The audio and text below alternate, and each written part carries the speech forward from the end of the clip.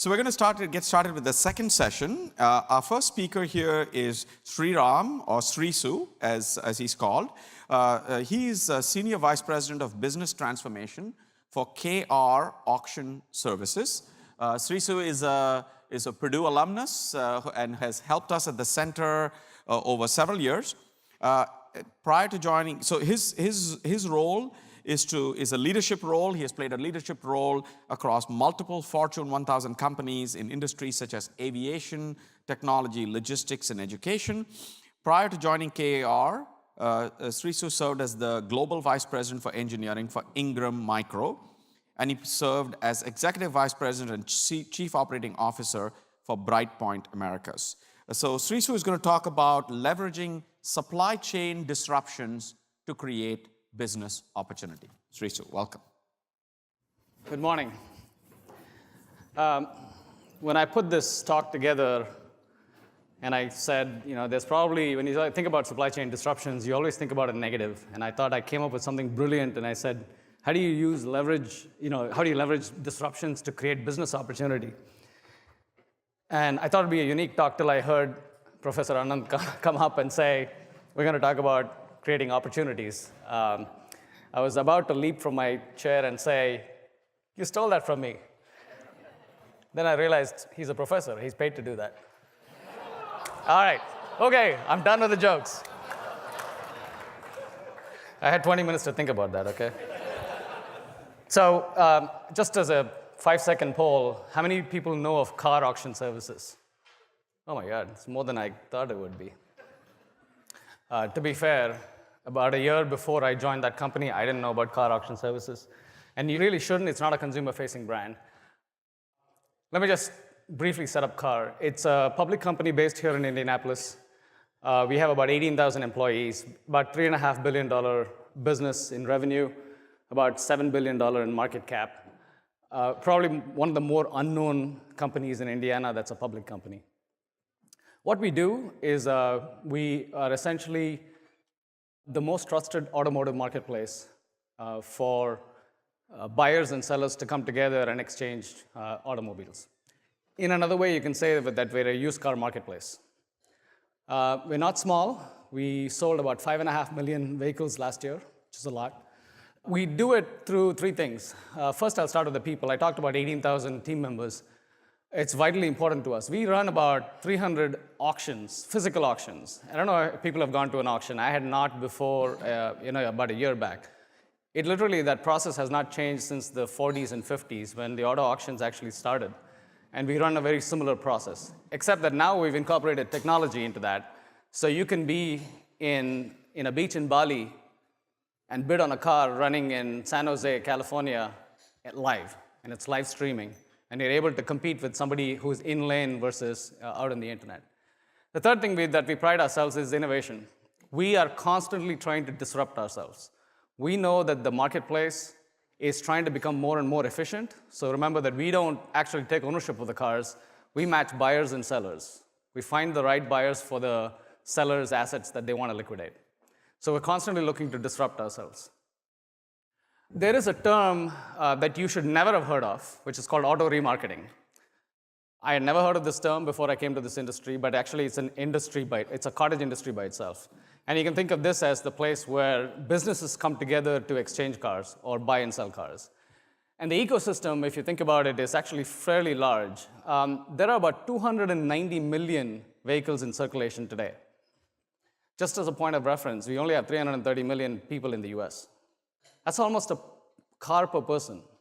When I say that, people say, well, that makes sense. I mean, everybody has a car here. But if you strip out children, now you're talking about more than a car per person. So that's actually a pretty astounding fact.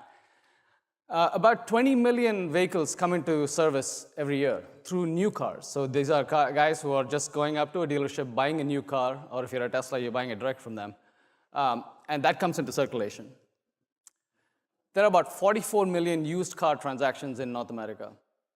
And they're composed of two different things. One is there are 13 million units that go consumer to consumer. So if you put an ad on Craigslist and somebody buys it from you, that counts in the 13 million. And then there's another 31 million that we call retail used vehicle auctions or vehicle sales. And auctions are part of that. So I work for a company called Car, which runs multiple auctions. The biggest one, the one that is probably most well-known in our industry, is called ADESA. And that segment runs about 11 million units. And then we have a financing business and an online platform that called TradeRev, which is going to become more and more prominent because it's a completely digital platform. So essentially, you can walk around a car, take pictures, launch it in an auction, and somebody out there is going to buy your car within 45 minutes. So the world is evolving to that. Then there is if you think about the ecosystem, there's 13 million units that come out of service every year. It could be for a variety of different reasons. You would think that that's just old age and they crap out, but remember, there's also collisions. When you're, I won't take a poll on how many people had collisions. I've had 2. When you have a collision, what do? You call up an insurance company, your insurance company, and they open a claim. Then they send somebody to look at the car, and then they say, I think it can be repaired, go to this body shop, or choose your body shop, and then we'll settle the claim. On the extreme, they might say, it's not worth repairing. They made a determination that it's what's considered in the industry as total loss. They may say, we'll cut you a check, you go get another car, we're going to take this asset off you. I never wondered before this, but insurance companies end up with literally millions of cars that they cannot drive, and that's unusable. So those cars actually go through salvage auctions. And that's what I'm going to really talk about here in terms of the disruptions that we go through in catastrophic events. That's about a 4 million unit industry. We control about a quarter of that industry, about 1 million units, through a company we own called Insurance Auto Auctions, or IAA. I'm going to talk about catastrophic events, and Anant actually talked quite extensively about a few events. We think of catastrophic events like Hurricane Sandy, or Hurricane Irma, or more recently, Harvey. The reason it's important for us is, on a steady-state basis, we work for our insurance providers to take assets that have been considered total loss and move it through our system and sell it. Where do we sell it? The buyers typically it's a global buyer base. They typically are looking for scrap metal, which is kind of unbelievable.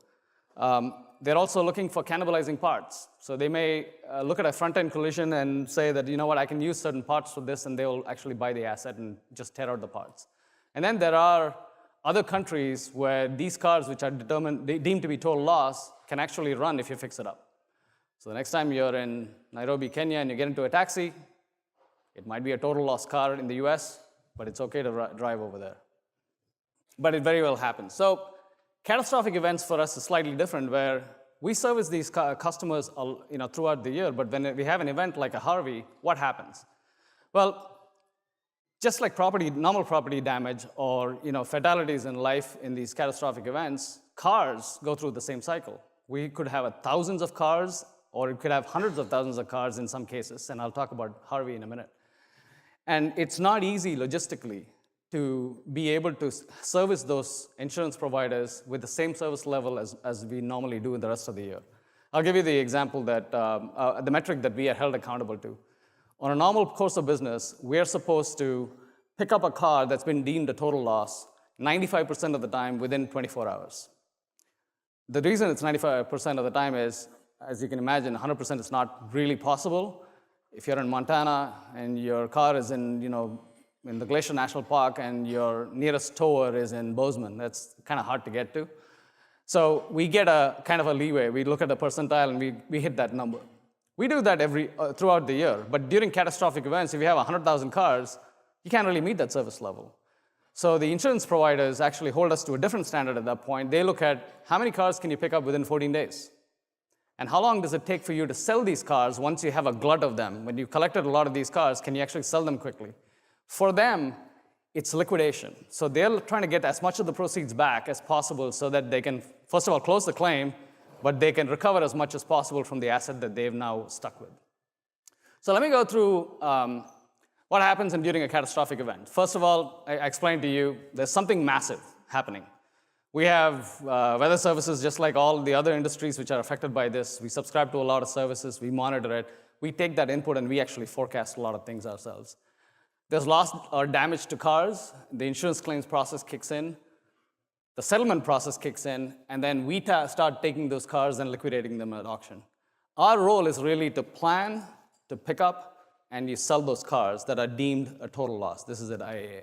Pretty simple. So let's look at Hurricane Harvey.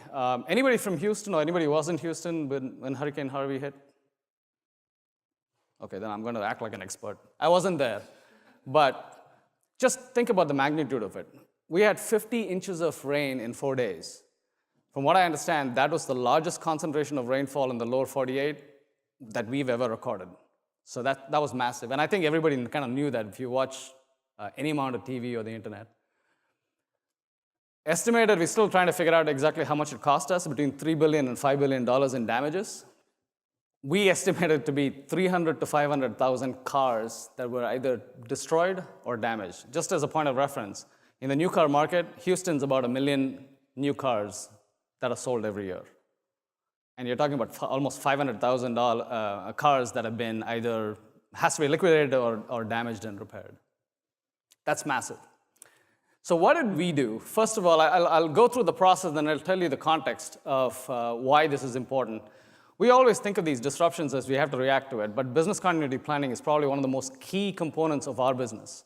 It is not just a service, but it's a product that we offer to our insurance providers, and they hold us accountable to deliver on an annual cycle, and wherever these catastrophic events are. Our historical approach has been, we wait for the event to happen, we'll flood the market with resources, and then do as the best we can. We flipped that. A couple of years back, when Hurricane Sandy hit, we lost tens of millions of dollars because we could not allocate resources optimally, and we could not react fast enough. So we took that learnings from that, and we started thinking about it. How would we do it proactively? How do you proactively avoid a disruption? Well, you can't avoid the disruption, but you can plan so that you can react really fast and then minimize any kind of cost overruns or resource limitations that you might have, and do it better than anybody else can. So we're in a competitive world. We learned from Sandy and the Louisiana floods. The Louisiana floods actually cost us a lot more than we realized it would. And we learned from that. So now we don't have a CAT focus in Q4. We actually have a CAT team, a full-time CAT team. So when I say CAT, it means a catastrophic event. I'm shortening it to save about 5 minutes in my speech. CAT preparedness is a year-round event for us. We hired a senior leader for CAT preparedness, and we actually have that person drive all kinds of scenarios, whether it's flooding, whether it's hurricanes, whether it's tornadoes. We run through all kinds of scenarios in different parts of the country, and we are constantly getting ready. And as part of that, it's acquiring land, it's planning for mobilizing resources, and resources could be people, it could be equipment, tow equipment, and so forth. We made a lot of technology investments as well. So think about technology investments as we're a big Salesforce.com shop. We actually launched a campaign in Q3 last year, knowing that there's going to be catastrophic events, but we didn't know where. So we launched a nationwide marketing campaign to enroll and enlist towers. And towers are guys who'll come and take your car away. We didn't care where the catastrophic event was going to happen, but we needed to make sure that there are enough towers that we can mobilize if we need it. And that technology investment really paid off this time. We also invested internally in our employee base, because you can't rely on the local market to actually run a catastrophic event. We had to mobilize people from all over the globe. And the last thing is proactive land acquisition. This is probably where we've learned the most, because CAT events cannot be predicted except that it happens every year.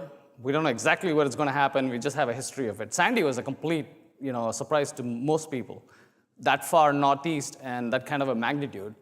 But we started looking at proactive land acquisitions. We started looking at options. In other words, we would have an option to pick up land in case a CAT event happened. So we're always looking for those kind of opportunities where we don't need to buy the land outright up front, but we have the option to move in very quickly. And I'll talk about the results of that. So if you look at Harvey and how we responded, we moved 900 trucks in 4 days from 35 different states. It's a competitive world. These tow trucks are also required for other catastrophic needs. It could be that these are trucks that are mobilizing life supplies or transporting people. So we had to get proactive and make sure that we have the resources that we could enlist and move into those areas. We mobilized 325 people from within our company. We're an 18,000 employee company, so 325 doesn't seem to be a large amount, but taking 325 people who are critical to our operations and moving them into the Harvey area meant that we had to plan for backfilling those roles, and no disruptions happened there. And all of these people had premium pay to volunteer for this, so we made sure that we made them whole as part of this as well. And then we added, this is kind of astonishing when I think about it, we added 700 acres within days of landfall. I don't know if you know what an acre is, and I don't know either. 700 acres, I looked it up, is about just over a quarter of the size of the campus here. I don't know whether you know how big the campus is here. I've been here since '91. I kind of know how big the campus is. It's a big campus. To get a quarter of the campus within days of landfall is an enormous feat. And it doesn't happen by landing there the day Harvey has landed and then trying to figure out where the land is going to be there. We actually work year-round to make sure that we have the options to pick up this land. And then when we know exactly what we need, and remember, there's still a forecast of how many cars that we need to pick up, we have the option to go and do that. So we plan a lot around this. So what did we actually learn from all this? So when we had a less focused, more reactionary approach to our business continuity planning, application to disruptions, the two metrics that are most important to our customers being insurers. How quickly did you pick up? Which means like what percentage of cars were picked up in 14 days? And in the Louisiana floods, we were at 45%. Sandy was even worse. We sold those cars 25% of the time within the 75 days that they hold us accountable to. This is not normal course of business. The reason it takes that long to sell a car, by the way, is the title needs to transfer from the consumer to the insurer, and we play a role in actually expediting that. So we have a title processing group which tries to do as quickly as possible, but it takes time to get through the process of changing a title. Great blockchain application, by the way, if anybody wants to take that on. So that's what happened in Louisiana floods. In Harvey, we picked up, within 14 days, 70% of the cars. This is about 100,000 cars we're talking about. We did much better in selling the cars as well. Half of the cars got liquidated within the 75 days. And that was a big improvement, as you can see from the Louisiana floods. The way we did the selling also changed. We didn't just take it to our auction and then do the internet launch. We actually had alternate sales and continuous auction sales that we did. So we expedited the cycle time, not just by holding the regular auctions, but also doing alternate channel, what we call alternate channels. So that was on the salvage side. Now, all this happened, and then the consumer gets rid of their cars, right? If you're in a flood-stricken area or a hurricane area, the first thing that you want is something over your roof. Second thing you want is you want to make sure that you're feeding your family or you're okay. What's the third thing you want? Transportation, because you can't even go to the hospital or the grocery store. If you're in Houston, you need a car. You may be able to get away with it in New York City, but if you don't have a car in Houston, it's kind of tough to get around. Well, that's where Houston is. We took all our auctions around Houston, so San Antonio, Austin, in Louisiana, Shreveport. There are some more that I didn't put up here. What did we do there? So we basically ramped up. We knew that the demand was going to spike. So we knew there was going to be a supply-demand imbalance after the fact. There's going to be a huge demand in Houston and almost no supply in the Houston area. So we started making sure that we have enough supply in the surrounding areas, and we ran continuous auctions there as well. The second thing that happened was our sellers got savvy and said, you know what, the retention or the proceeds that I'm going to get is higher if I move some cars from the Midwest and the Southeast to those areas. Not only is there a need, but their pricing is much more favorable if they actually do that, despite the fact that they might be paying $600 to $1,000 to transport those vehicles. So that's the other thing that happened. The only thing I wanted to say on the whole car side is that the pricing disparity was very, very evident in the Texas area.